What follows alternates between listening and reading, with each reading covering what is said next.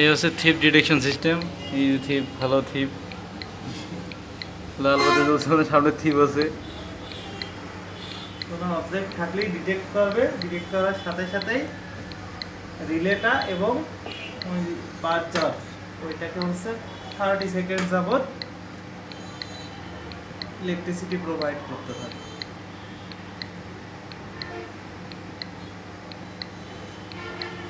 নড়াচড়া না করলে আর ডিটেক্ট করবে না, একটু স্থির থাকার চেষ্টা করি।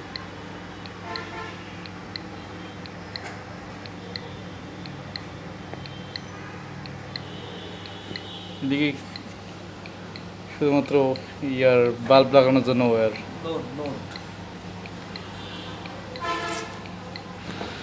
এটা একদম পোর্টেবল।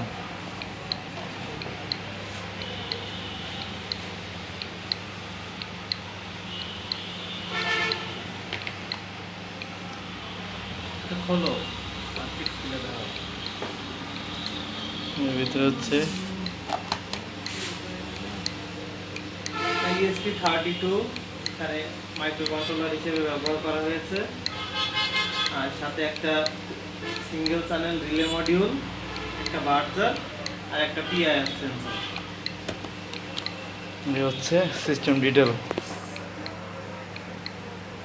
Thank you.